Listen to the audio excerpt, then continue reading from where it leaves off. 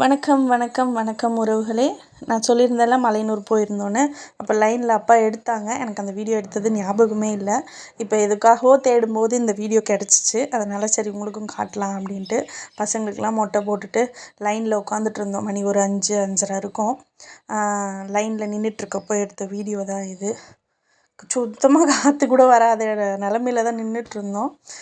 இருந்தாலும் பரவாயில்ல, சாமிக்காக போயிருக்கோம். நல்லபடியாக சாமி கும்பிட்டோம். மனநிறைவோடு வீட்டுக்கு திரும்பி வந்திருக்கோம்.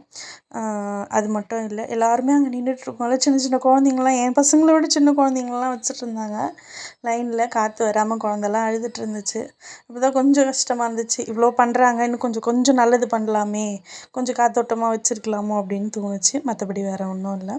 அதுக்கப்புறம் இந்த வீடியோ பார்த்திங்கன்னா, நம்ம செஞ்சிக்கோட்டைக்கு போனோம்ல, அப்போ அந்த வழியில் எடுத்த வீடியோ தான். இதெல்லாம் பார்க்க எவ்வளோ அழகாக இருக்குதுன்னு பாருங்களேன். நம்ம இந்தியாவில், நம்ம தமிழ்நாட்டில் எவ்வளோ நல்ல விஷயங்கள், எவ்வளோ பார்க்க வேண்டிய இடங்கள் எவ்வளவோ இருக்குது. நம்ம எங்கெங்கேயோ வெளியூர்லாம் போய், வெளிநாட்டுக்கெலாம் போய் பார்க்குறோம். இந்த இடத்தெல்லாம் போய் பார்த்தா இன்னும் நல்லாயிருக்கும். பசங்களுக்கும் நம்மளோட தமிழ் வரலாறு என்னன்றது அவங்களுக்கும் தெரியும். அது மாதிரி பார்க்க வச்சா இன்னும் நல்லாயிருக்கும். எல்லா அம்மாக்களுக்கும் சொல்கிறேன். எனக்கும் அதை பற்றி எதுவும் அந்தளவுக்கு தெரியாது. இருந்தாலும் அப்பா திடீர்னு போகலான்னு சொல்லும்போது சரி போகலாம் அப்படின்னு தான் தோணுச்சு. ரொம்ப பசுமையான இடம், ரொம்ப அமைதியான இடம், ரொம்ப சுத்தமாக வச்சுருக்காங்க. ஒரே ஒரு பேப்பர், ஒரு குப்பை கூட இருக்காது.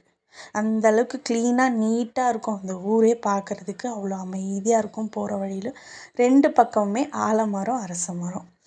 வித்தியாசமாக கூட பார்த்தேன். ஆலமரம், அரச மரம், வேப்ப மரம் 3ம் ஒரே மரத்துக்குள்ளேருந்து முளைச்சி வந்திருக்கும். அதெல்லாம் பார்க்கும்போது அழகாக இருக்கும். ஒரு மரமும் கிட்டத்தட்ட ஒரு 150 வருஷத்து மரம்.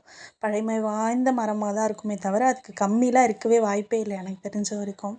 அந்தளவுக்கு விழுது, அந்தளவுக்கு பெரிய மரம். லாஸ்ட்டாக போய் ஒரு எண்டில் நின்றுச்சு அந்த ரோடு.